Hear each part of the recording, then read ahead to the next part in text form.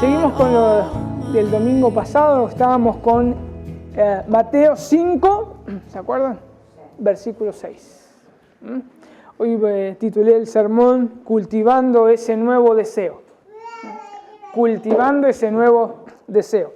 Cuando una persona se reconoce pobre en espíritu y llora por sus pecados, como aquel publicano, recuerdan ahí en Lucas 18:13, que lo describe muy bien, dice, mas el publicano, estando lejos, no quería ni alzar los ojos al cielo, sino que se golpeaba el pecho diciendo, Dios, sé propicio a mí, pecador. Esa persona, quebrada por su pecado que él está reconociendo frente al Señor, ¿qué es? Es bienaventurado. Es bienaventurado. Y porque reconoció que es pobre en espíritu y llora por su pecado, ahora nada tiene que exigirle a Dios ni a los hombres. Porque ya, ¿qué pasó? Su yo está totalmente subyugado y comienza a responder de una manera mansa. Entonces ahí estamos viendo las bienaventuranzas. Es lo que un hombre quebrantado hace. Ahora, ¿qué pasa internamente cuando una persona se arrepiente de sus pecados? Veamos ahí en Juan 1, versículos 12 y 13. Dice así, mas a todos los que le recibieron y a los que creen en su nombre, les dio potestad de ser hechos hijos de Dios, los cuales no son engendrados de sangre ni de voluntad de carne, ni de voluntad de varón, sino de Dios.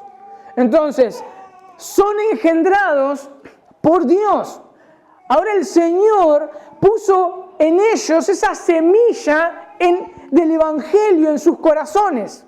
Y ahora, ¿qué pasó? Son parte de la familia de Dios. ¿Qué dice ahí Juan 3?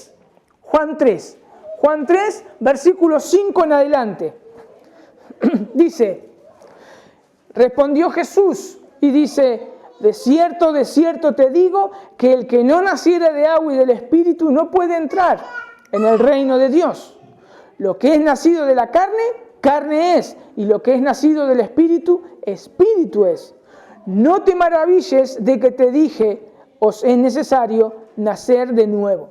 Entonces, una persona cuando nació de nuevo, el Espíritu Santo viene a morar en ella. Y ahora él, el Espíritu Santo, se encargará de guiarlo a toda la verdad. Fíjense ahí en Juan 16:13. Juan 16:13. Dice, pero cuando venga, ¿quién? El Espíritu de verdad. Él os guiará a toda verdad, porque no hablará por su propia cuenta, sino que hablará todo lo que oyere y os hará saber las cosas. Ahora, el Espíritu Santo, ¿qué es lo que hace? Le ayuda en su proceso de santificación, en ese proceso de ser más parecidos a Cristo. Ahora esta persona que ya es un cristiano, ¿qué tiene? Tiene un deseo nuevo que antes no tenía. Tiene un deseo nuevo que antes no tenía. ¿Y cuál es ese deseo? Mateo 5:6. Es bienaventurado los que tienen hambre y sed de justicia, porque ellos serán saciados. Ese deseo antes no lo tenía la persona. ¿Por qué digo que ese deseo no lo tenía antes esa persona? Antes nosotros de conocer al Señor, nosotros, no sé ustedes, por lo menos yo, ¿qué es lo que tienen esos cristianos? Son realmente locos esos cristianos. ¿Qué es eso de reunirse y cantar? ¿Qué es eso de leer todo el día la Biblia? ¿Qué es eso de estar juntos? ¿Qué es? Un montón de cosas, un montón de barbaridades llegaba a decir yo acerca de los cristianos. Con apenas, con apenas 13 años de edad, me acuerdo que venía un cumpleaños y entramos a una iglesia para burlarnos de ellos, porque realmente estaban totalmente chiflados para nosotros. Pero ¿qué es lo que pasaba? No tenía el Espíritu Santo viviendo en mí. No lo entiende la persona, no lo entiende, porque su naturaleza no ha cambiado. Y por ende sus deseos son diferentes a los hijos e hijas de Dios.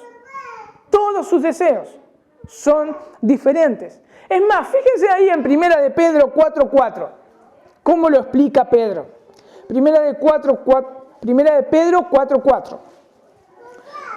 Hablando de las personas que no conocen al Señor. Dice, a estos les parece cosa extraña que vosotros no corráis con ellos en el mismo desenfrenos de disolución y os ultrajan. No se sorprendan, le estaba diciendo Pedro. No se sorprendan. Ahora, los deseos entonces de una persona natural que no nació de nuevo es diferente al del cristiano. Por ejemplo, el cristiano, ¿qué hace? El cristiano cuando peca no le teme a las consecuencias, sino que él lo que teme y lo que realmente llora por su pecado porque pecó contra Dios, aquel que lo salvó, aquel que lo amó. En cambio, el que no tiene el Espíritu Santo, al que no nació de nuevo, pasa por alto sus pecados. Pasa por alto sus pecados. Entonces el cristiano ahora tiene hambre y sed de justicia. Hambre y sed de justicia. Ahora, ¿cómo podemos cultivar? Ahora sí entramos directamente al mensaje. Ahora, ¿cómo podemos cultivar esa hambre y esa sed de justicia que Dios puso en nosotros? Recordemos, como dijimos la semana pasada, que ese hambre y esa sed de justicia es ajustarnos a la voluntad de Dios. Pero ajustarnos a la voluntad de Dios en toda mi vida entera está involucrada. Por eso decíamos que tener hambre y sed de justicia es vivir una vida piadosa, una vida conforme a lo establecido por Dios. Eso es tener hambre y sed de justicia. ¿Qué nos dice el Señor Jesús ahí en Juan 14:23? Juan 14:23. Dice así, respondió Jesús y le dijo, el que me ama, mi palabra guardará, y mi Padre le amará, y vendremos a él, y haremos morada con él. Ahora que el Señor está viviendo en nosotros, el Señor ha puesto en el creyente ese deseo que antes no teníamos, ese deseo de leer y aprender la palabra de Dios. Pero no solo es leer y aprender, sino también es obedecer la palabra de Dios. El apóstol Pablo exhortaba a sus lectores de Filipos, ahí le pueden ver en la carta de Filipenses, capítulo 2, versículo 12. Les decía así, el apóstol Pablo, dice, por tanto, amados míos, como siempre habéis obedecido, no como en mi presencia solamente, sino mucho más ahora en mi ausencia, ¿qué les dice? Ocupaos de vuestra salvación con temor y temblor, porque Dios es el que produce en vosotros así el querer como el hacer por su buena voluntad. Haced todo sin murmuración y contiendas, para que seáis irreprensibles y sencillos, hijos de Dios, sin mancha, en medio de una generación maligna y perversa, en medio de la cual resplandecéis como luminares en el mundo. Versículo 16, asidos de la palabra de vida, para que en el día de Cristo yo pueda gloriarme de que no he corrido en vano, ni en vano he trabajado. Rápidamente veamos algunas cositas de este capítulo. Pablo hace notar que estos filipenses eran, dice, obedientes. Eran obedientes. Y esta palabra es interesante porque nos está hablando de sumisión, de una sumisión voluntaria. Pero no solamente es una sumisión voluntaria, sino es una sumisión voluntaria que responde a algo, en este caso al llamado de Dios. Por eso Pablo les dice, haced todo sin murmuración y contienda. Esa palabra murmuración, ¿se acuerdan? Si algunos me han escuchado otras veces, es sin rezongar, sin rezongar, sin contienda, porque si no, ¿qué pasa si uno lo hace rezongando, de mala gana? No es una obediencia genuina, no es una obediencia nacida del corazón, sino es para ser vistos. Para ser vistos. Ahora, ¿qué tenían que hacer estos hermanos que Pablo alababa por su obediencia, pero por otro lado los exhortaba? ¿Qué debían hacer? Dice ahí, ocuparse ¿de qué? De su salvación. Obviamente, recordemos algo, ¿no? Acá no está hablando de ocuparse de la salvación porque la van a perder, sino acá está hablando de la salvación del cristiano con respecto a la santificación. Con respecto a la santificación. De eso ellos se debían ocupar. Ahora, ¿por qué estos hermanos eran obedientes y podían realizar lo que Pablo les estaba diciendo? ¿Qué dice ahí Filipenses? Porque Dios es el que producía en ellos, o el que obraba continuamente en ellos, ese deseo de realizar esta tarea de ocuparse de su salvación. Fíjense entonces, Pablo podía alentar a estos hermanos a vivir vidas piadosas. Podía alentar a estos hermanos a ser cada vez más santos. ¿Por qué podía hacer eso? Porque él sabía que estaba Dios detrás, obrando en cada uno de ellos. Él era el que había puesto en su corazón, en los corazones de estos hermanos, ese deseo que antes no tenían. Ese deseo que antes no tenían. Estas cosas debían hacerlas también con un propósito. ¿Cuál era el propósito ese? Según el versículo 15 de ahí de Filipenses 2. Dice, para que seáis irreprensibles y sencillos, hijos de Dios, sin manchas, en medio de una generación maligna y perversa, en medio de la cual resplandecéis como luminares en el mundo. Así como estos hermanos de Filipos vivían en una generación, en otra traducción dice torcida y perversa. Así como ellos vivían en medio de esa generación, nosotros hoy vivimos en medio de esa generación, torcida y perversa. Esto significa, torcido y perverso, significa que nadie se somete a la voluntad de Dios. Es más, van en contra de la voluntad de Dios.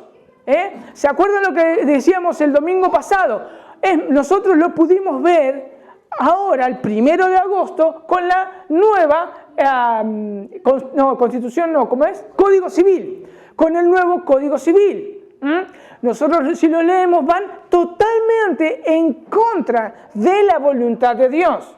Pero es normal, porque el mundo está torcido y es perverso. No es así con los hijos de Dios. Por eso Pablo le decían, son como luminares en este mundo. Por esa razón Pablo sigue diciendo lo siguiente para alentar a estos hermanos. Asidos de la palabra de Dios. La Biblia de las Américas lo traduce de la siguiente manera: sosteniendo firmemente la palabra de Dios. Ahora, los cristianos, como herederos que son del reino de Dios, tienen esa hambre y sed producidas por el mismo Señor. Y ahora ellos voluntariamente se someten de corazón, sosteniendo, guardando y obedeciendo la palabra de Dios. Por una sencilla razón: son como luminares en el mundo y sus vidas reflejan eso, o sus vidas deberían reflejar eso. Ahora, esta es una de las razones por la cual nosotros debemos guardar y obedecer la palabra de Dios, porque somos luminares al mundo. Veamos algunas otras, por qué obedecerla y por qué guardarla. Fíjense ahí en 2 de Timoteo, capítulo 3, versículo 16. Yo lo voy a leer de la Biblia de las Américas. 2 de Timoteo 3, 16. Dice: toda escritura es inspirada por Dios y útil para enseñar, para reprender, para corregir, para instruir en justicia, a fin de que el hombre de Dios sea perfecto, equipado para toda buena obra. Y esto es importante. ¿Por qué? El cristiano no lee o no debería leer las Escrituras con solo el propósito de llenarse de información. No es el propósito de leer las Escrituras, de llenarnos de información. Tampoco es me lleno de información para refutar las malas doctrinas. Saber más tampoco nos sirve, sino leemos las Escrituras para vivir una vida piadosa. Ahora sí, y estar preparados para cuando pidan de nosotros razón de nuestra fe. Entonces, mi intención para leer las Escrituras es para vivir una vida piadosa. ¿Cómo debo vivir una vida piadosa? Cuando me piden razón de mi fe, yo estoy preparado para darles mi razón. Ahora, el cristiano no es un gladiador. Muchas veces nosotros nos creemos gladiadores. Es más, yo me acuerdo cuando nosotros comenzamos realmente la congregación, éramos gladiadores. ¿Cómo es que se llama? Blandíamos, ¿no? ¿Cómo es que sacudíamos la espada y le cortábamos la cabeza al quien se nos pusiera por delante? Pero eso no es un cristiano. El cristiano no es un gladiador que se prepara para ganar una batalla doctrinal. Sí hay que refutar, obviamente, las doctrinas malas. Hay que refutarlas con mucho fundamento. Pero Dios no nos dio esa hambre y esa sed para hacer eso. ¿Sino para qué? Para vivir una vida santa, para vivir una vida piadosa. Para eso debo leer las Escrituras. La palabra me va perfeccionando. La palabra me va equipando con un propósito. ¿Qué es lo que dice Pablo? Para toda buena obra. Para toda buena obra. Pero veamos cómo entendía el salmista. ¿Para qué servía la palabra de Dios? Fíjense ahí el Salmo 119 y quédense ahí un ratito porque vamos a ir por varios versículos. Salmo 119, versículo 9. Dice: ¿con qué limpiará el joven su camino? Con guardar tu palabra. Con guardar tu palabra. Es la única manera que un joven y un adulto, obviamente, pero habla del joven por cómo es, ¿no? Dice, ¿cómo va a limpiar su camino? Con guardar tu palabra. Si no recuerdan, si ustedes recuerdan, Pablo le decía a Timoteo, cuando le hablaba, le decía, tú has estudiado o has leído la palabra, la cual te pueden hacer salvo. O sea, la palabra es la palabra. Fíjense ahí el versículo 105. 105. Dice, lámpara es a mis pies tu palabra y lumbrera a mi camino. Y lumbrera a mi camino. Buscar más de la palabra, ¿qué me da? Dirección. Me da dirección. Pero también la palabra conforta. También la palabra conforta. Fíjense ahí en el versículo 25 del Salmo 119. El salmista lo sabía muy bien. Dice, abatida está hasta el polvo mi alma. Vivifícame, ¿cómo? Según tu palabra. Vivifícame según tu palabra. Ahora el versículo 107, siempre en el Salmo 119, 107 dice, afligido estoy en gran manera, dice el salmista. ¿Y qué más dice? Vivifícame, oh Jehová, conforme a tu palabra. El versículo 114 del Salmo 119 dice, mi escondedero y mi escudo eres tú. En tu palabra he esperado. El versículo 116. Susténtame conforme a tu palabra y viviré, y no quede yo avergonzado de mi esperanza. Qué precioso, ¿no?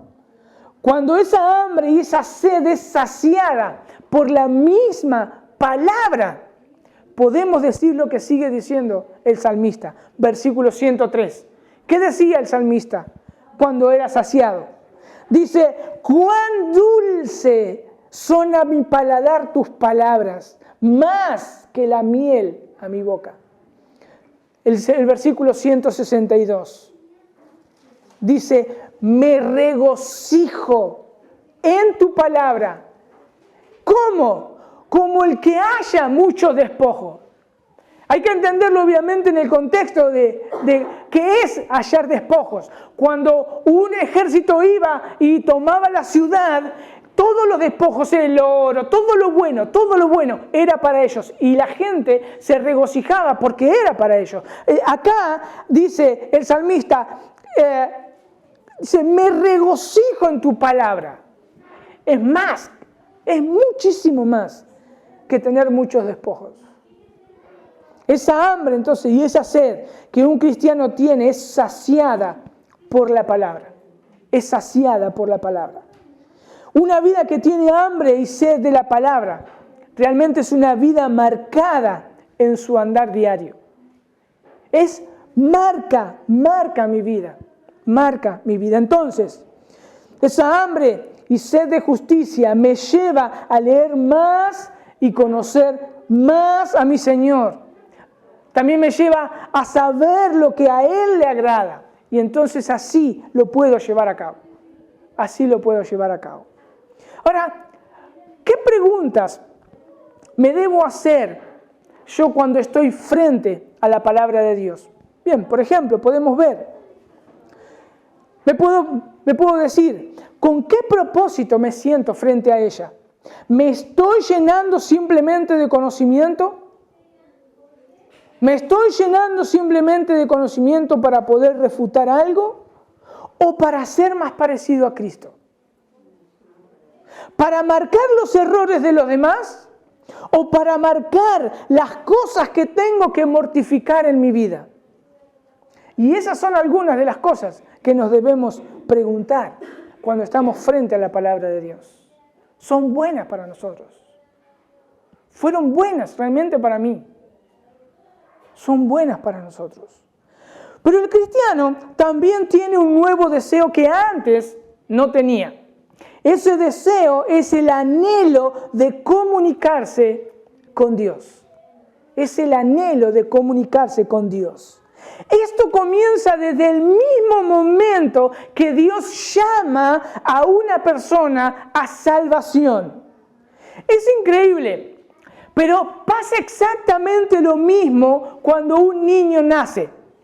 Pasa exactamente lo mismo. En vez de ese niño cuando sale de la matriz de su madre, no se prende enseguida al pecho de su madre, el cual es muy bueno y le va a dar sus vitaminas y proteínas para el resto de su vida. No, ¿qué es lo primero que hace ese niño? Ese niño llora.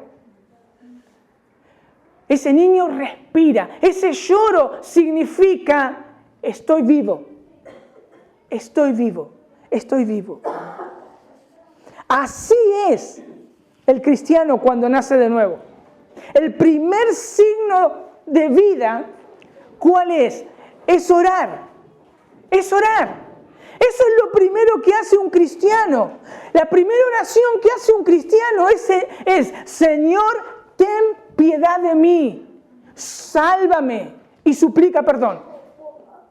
Es lo primero cuando un cristiano nace de nuevo. Dice el autor J.C. Riley lo siguiente: no puedo encontrar en la Biblia el que alguien se salve por sus oraciones, pero tampoco puedo encontrar el que alguien se haya salvado sin la oración.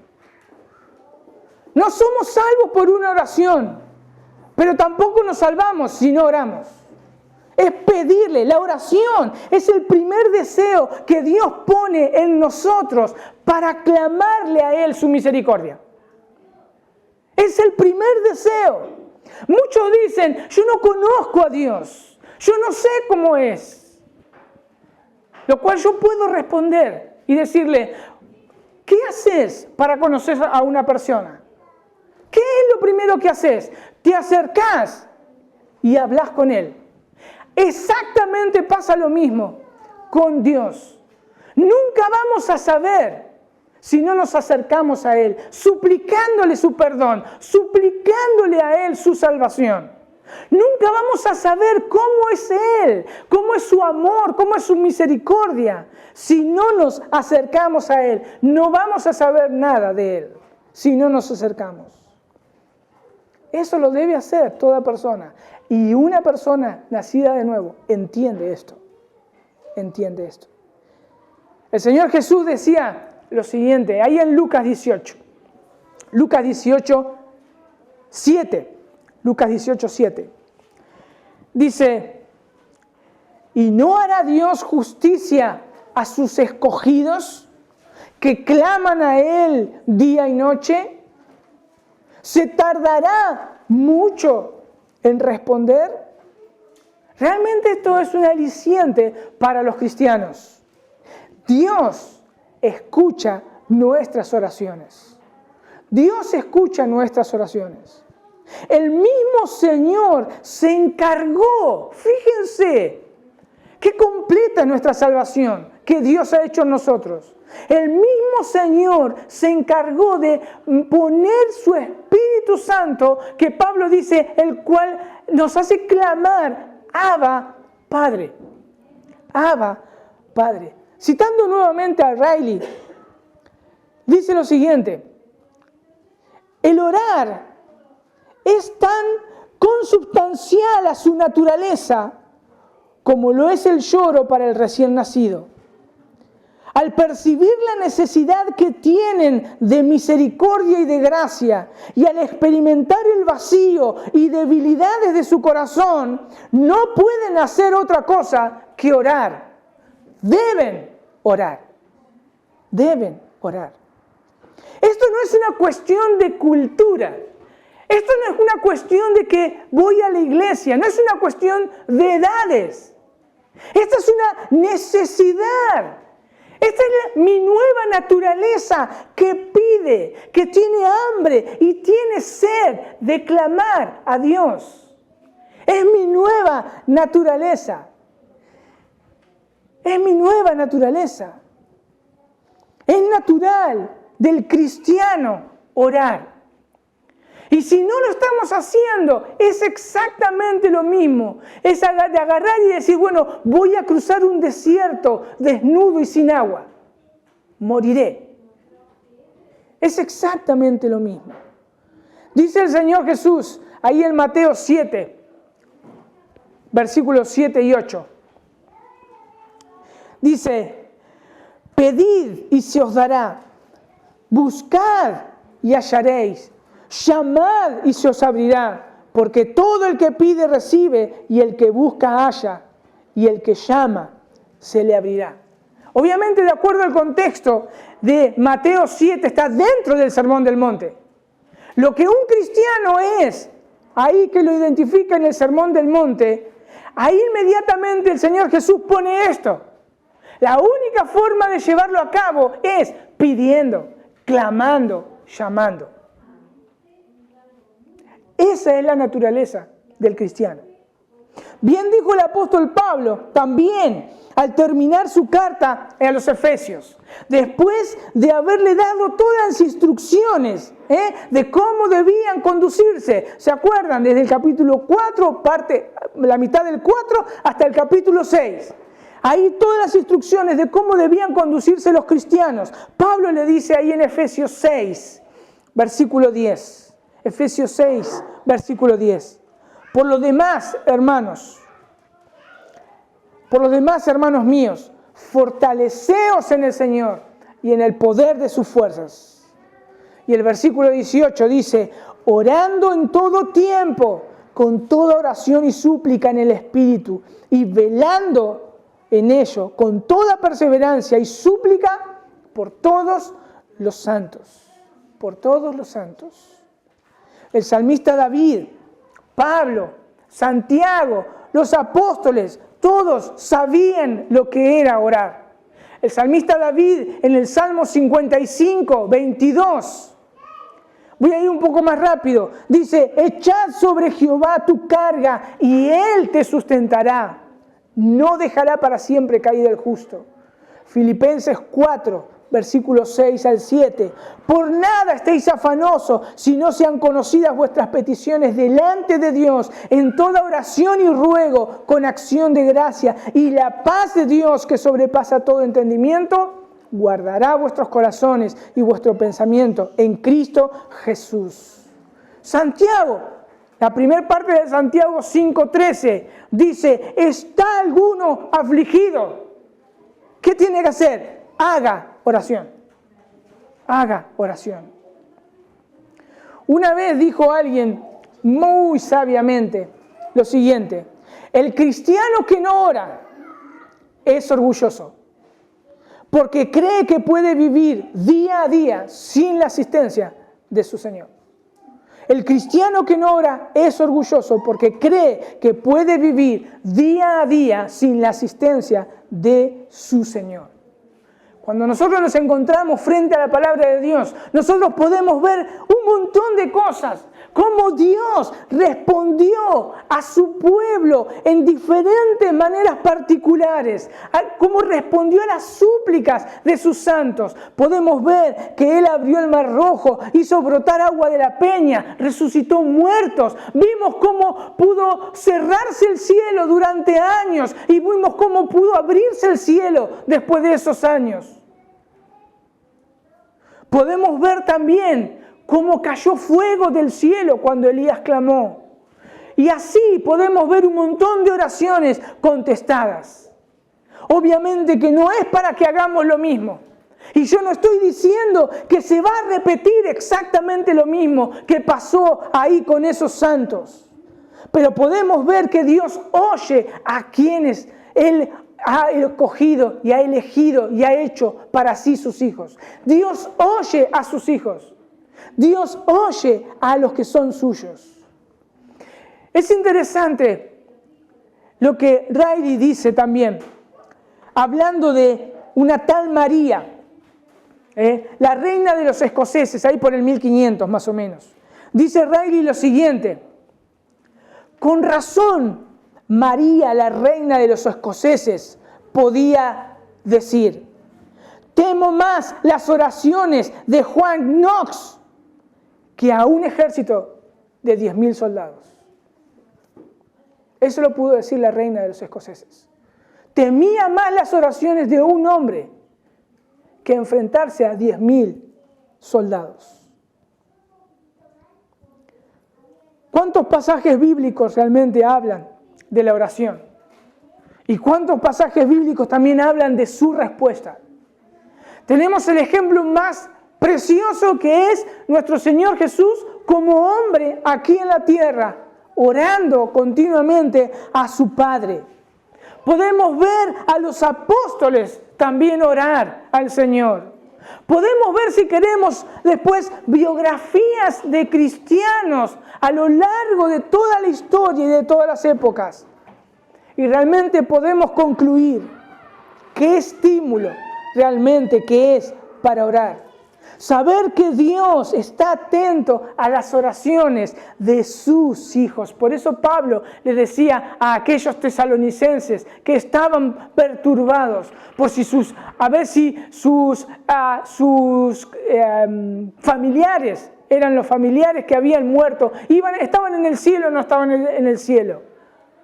Él los aconsejaba y los alentaba que había una resurrección, pero sobre todas las cosas, Pablo enfatizó algo: orad sin cesar. Orad sin cesar. Pero no solamente Dios nos dio su palabra, nos dio la oración. Otro de los medios de gracia que Dios nos dio, que el Señor nos dio y que realmente es útil para estimularnos a vivir esa justicia de Dios, a vivir esa vida piadosa de Dios, es congregarnos. Es congregarnos. Hebreos 10, el autor de Hebreos lo dice así, Hebreos 10, versículo 19. Así que, hermanos, teniendo libertad para entrar en el lugar santísimo por la sangre de Jesucristo, por el camino nuevo y vivo que Él nos abrió a través del velo, esto es, de su carne, y teniendo un gran sumo sacerdote sobre la casa de Dios, acerquémonos con corazón sincero, en plena certidumbre de fe, purificados los corazones de mala conciencia y lavados los cuerpos con agua pura. Mantengamos firmes sin fluctuar la profesión de nuestra fe, porque fiel es el que prometió. Y considerémonos unos a otros para estimularnos al amor y a las buenas obras, no dejando de congregarnos como algunos tienen por costumbre, sino exhortándonos, y tanto más cuanto veis de aquel día que se acerca. Cuando vemos esto nos podemos decir, ¿cómo no congregarnos? ¿Cómo no congregarnos? Mis hermanos, tenemos un sumo sacerdote. También lo dice ahí el autor de Hebreos. Un sumo sacerdote que está intercediendo por nosotros continuamente a la diestra del Padre. Un sumo sacerdote que por medio de su misma muerte nos abrió entrada al lugar santísimo. Un Señor que nos dio una esperanza. Esa esperanza de estar, que un día los vamos a ver cara a cara. Y vamos a saber cómo fuimos salvados. Y vamos a ser como Él. Una esperanza que va a durar por la eternidad. Nunca, jamás tendrá fin. Nunca jamás tendrá fin. Y esto me tiene que llevar a pensar, que tengo que pensar cuántos hermanos vienen los domingos flaqueando. Esa hambre y esa sed que nos dio nuestro Padre también es el de estar juntos. ¿Por qué? Porque es ahí donde encontramos aliento. Es ahí donde nos ayudamos. Es ahí donde nos ayudan. Es ahí donde oran por nosotros. Es ahí donde nosotros oramos por ellos. Es ahí donde encontramos aliento para nuestro corazón. Es ahí donde todos los ciudadanos del reino de Dios se acercan a Él con confianza y le exaltan y le adoran.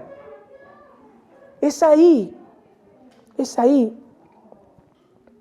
El no dejar de congregarse no es el mero hecho de que tengo que ir a la iglesia porque es domingo. Es el deseo nacido de un corazón nuevo, donde voy a la iglesia primariamente a dar y darme a mi hermano y después recibir. Lo primero que me motiva a congregarme es dar a mi hermano y darme a mí y después recibir. Alguien dijo alguna vez lo siguiente: la iglesia es ese mesón donde los peregrinos se encuentran para descansar, para hablar cosas celestiales, porque es ahí donde van a la ciudad celestial. Después de haber caminado por un mundo contaminado, sus pies se han ensuciado y deben ser lavados. La iglesia es como ese mesón. Durante las semanas Estamos continuamente bombardeados, visualmente, auditivamente, escuchando continuamente, qué sé yo, malas palabras en los trabajos, en el almacén, en donde sea, estimulados visualmente con sensualidad, violencia, etc. ¿A dónde realmente vamos a encontrar un lugar que hable nuestro lenguaje, si no cuando estamos juntos congregados? ¿Dónde vamos a encontrarlo? Es ahí donde nos estimulamos unos a otros al amor y a las buenas obras. Es aquí, es aquí, es aquí. Una predicación por internet es buena, yo lo hago y es muy edificante, pero no es lo mismo como estar en la iglesia local, no es lo mismo. ¿Por qué? Porque ahí podemos hablar, podemos interactuar, nos podemos ver. Estamos juntos. Esa hambre y esa sed de justicia que Dios puso en nosotros es considerar al otro. Por eso me congrego. Es considerar al otro. No esperando que me den, sino considero a mi hermano y lo estimulo a las buenas obras. Y más sabiendo que ese día se acerca. Por eso me congrego. Y eso lo entendió muy bien la iglesia primitiva. Fíjense ahí en Hechos 2, 42. Hechos 2, 42. Dice, y perseveraban en la doctrina de los apóstoles, en la comunión unos con otros, en el partimiento del pan y en las oraciones. Vean el versículo 46 de Hechos 2. Y perseveraban unánimes cada día en el templo, y partiendo el pan en las casas, comían juntos con alegría y sencillez de corazón. Fíjense ahí, el capítulo 4 de Hechos, versículo 32. 4:32. Y la multitud de los que habían creído, ¿cómo eran? Eran de un corazón y un alma, y ninguno decía ser suyo propio, nada de lo que poseía, sino que tenían todas las cosas en común. Este versículo lo tomaron los comunistas, pero esto no es comunismo. Esto no es comunismo, porque el comunismo lo que dice es, saquémosle a los más ricos y démosle a los más pobres. Ellos piden igualdad, pero sacando y obligando al otro que dé. La iglesia de Cristo se dan ellos primero, se dan ellos mismos primero y después dan a los otros. Pero sean ricos o sean pobres. Tanto ricos como pobres, cristianos, se dan ellos primero para después dar. Y fíjense, porque lo dice Pablo en 2 de Corintios 8:1. 2 de Corintios 8:1. Había una iglesia que había entendido esto. 2 de Corintios 8:1 dice, asimismo, hermanos, os hacemos saber la gracia de Dios que se ha dado a las iglesias de Macedonia. Que fíjense el estado de la iglesia, que en gran prueba de tribulación, la abundancia de su gozo y su profunda pobreza abundaron en riqueza de su generosidad. Por eso Hechos dice que eran de un corazón y un alma. De un corazón y un alma. Tampoco es exigir o pedir como si alguno tuviese la obligación de dar. Esto es una cuestión personal que nace de un corazón nacido de nuevo. El creyente con hambre y sed de justicia considera al otro como superior a él y se da al hermano. Y se da al hermano. Resumiendo, para cultivar ese nuevo deseo que Dios puso en todo cristiano, esa hambre y sed de justicia, debemos usar los medios de gracia que Dios también proveyó. Estos medios nos ayudan ¿a qué? A vivir vidas piadosas. En primer lugar, la lectura de la palabra de Dios. En segundo lugar, la oración. En tercer lugar, congregarse. Esto es algo que todo cristiano debe sentir. ¿Por qué? Porque es la voluntad de Dios.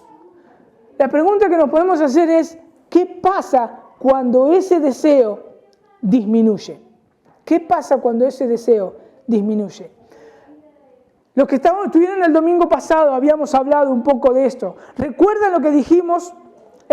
¿Cómo nosotros podemos engañar al estómago cuando tenemos hambre? Con un simple caramelo, un simple dulce, nosotros podemos quitar ese hambre, ¿no? Y seguir adelante.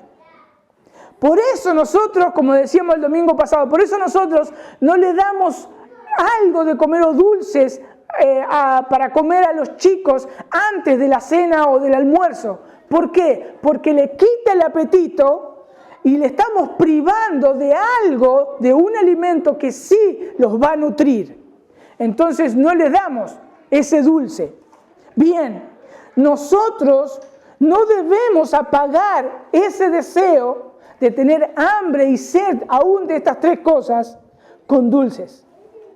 Como por ejemplo, mirar películas, salir, entretenimientos, etc. No es que son malos en sí mismos. No es que digamos, no tenemos que mirar películas, no tenemos que salir, no es eso. Cuando ese deseo disminuye, nosotros debemos hacer lo que el apóstol Pablo enseña en 1 Corintios 9:27. Pablo, hablando de correr una carrera, dice, 1 Corintios 9:27, sino que golpeo mi cuerpo y lo pongo en servidumbre, no sea que habiendo sido heraldo por otros, yo mismo venga a ser eliminado. Son interesantes rápidamente estas palabras. Golpear es someter. Y servidumbre es hacerlo esclavo. Entonces, eso es lo que debemos hacer cuando no hay ese deseo en nosotros. Cuando otro deseo es mayor que el tener hambre y sed de justicia. Cuando otro deseo es mayor, nosotros debemos someterlo y hacerlo esclavo para seguir corriendo la carrera que tenemos por delante. Para que esa hambre y esa sed de justicia sea cada vez más y más deseable. ¿Y cuál es la promesa para aquellos bienaventurados que tienen hambre y sed de justicia? ¿Cuál es la promesa que dice Mateo 5? Serán saciados. Serán saciados. Ese deseo que lo colocó el mismo Señor en nuestros corazones es el mismo que prometió: seremos saciados. Y realmente es mi oración que Dios, en su gracia, pueda poner más y más hambre en nosotros y que esta iglesia crezca en esa bienaventuranza. Vamos a orar. Señor, te damos gracias. Gracias por tu palabra. Gracias, Dios, porque eres tan bueno con nosotros. Señor, nada podemos hacer y nada podíamos hacer para salvarnos. Fue tu gracia, fue tu misericordia, fue tu amor. Gracias, bendito Dios. Deudores somos, Señor. Ayúdanos en nuestras debilidades. Tú sabes cada flaqueza que tenemos, Dios, con cada pecado que luchamos diariamente. Ayúdanos, fortalécenos, anímanos con tu palabra, Señor. Aviva, Dios, ese fuego en nosotros. Que podamos amarte, que podamos mirar las Escrituras y buscarte cada día lo que tú quieres, Señor, y lo que debemos hacer. Pero sabemos, Señor, que no lo podemos hacer sin tus fuerzas. No lo podemos hacer. Pero gracias, Dios, porque hay inmensas promesas que son para nosotros. Y también es por tu gracia y tu misericordia. Ayúdanos a correr esta carrera, porque sabemos que un día vamos a estar frente a ti, gozándonos por la eternidad, y nunca más el pecado va a tener con nosotros ese dominio. Gracias, bendito Dios. Ten misericordia de aquellos que no te conocen. Pon ese deseo, Dios, que también un día pusiste en nosotros. Llámalos, pon ese nuevo nacimiento para que te puedan clamar perdón. misericordia. Señor, tú solo lo puedes hacer. Que tu nombre sea exaltado, Señor, en todo. En el nombre de Jesús. Amén.